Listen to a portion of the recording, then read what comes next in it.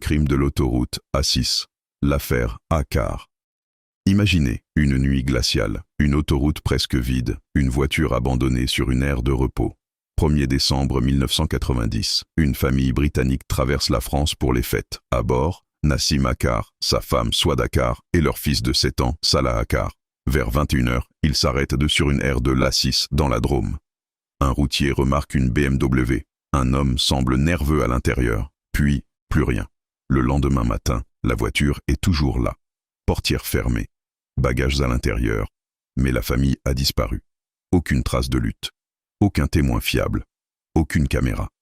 Quelques jours plus tard, un promeneur fait une découverte terrifiante. Dans un terrain isolé, caché sous des branchages, les corps de la mère et du petit garçon, ils ont été abattus, froidement. Mais le père a disparu. Alors les enquêteurs se posent une question. Victime ou meurtrier? Très vite, des éléments troublants apparaissent. Le couple aurait eu des tensions, des problèmes d'argent, des dettes importantes.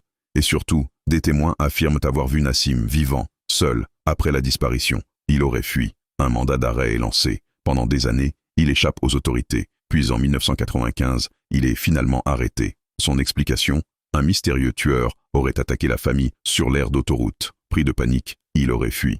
Mais son récit contient des contradictions. Au procès, il n'y a ni armes retrouvées, ni ADN exploitable, ni témoin direct. Seulement un faisceau d'indices. La fuite, les dettes, les tensions conjugales. Le verdict tombe. Coupable.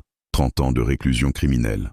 Mais encore aujourd'hui, certains doutent. A-t-il vraiment tout planifié ou une dispute a-t-elle dégénéré cette nuit-là? Une voiture abandonnée, une autoroute silencieuse, une famille brisée. L'affaire Accars reste l'un des crimes les plus troublants des années 90 en France. Et vous, pensez-vous que la justice a condamné le bonhomme? Si cette vidéo vous a intéressé, n'hésitez pas à liker, vous abonner et activer la cloche pour d'autres affaires criminelles. À très bientôt.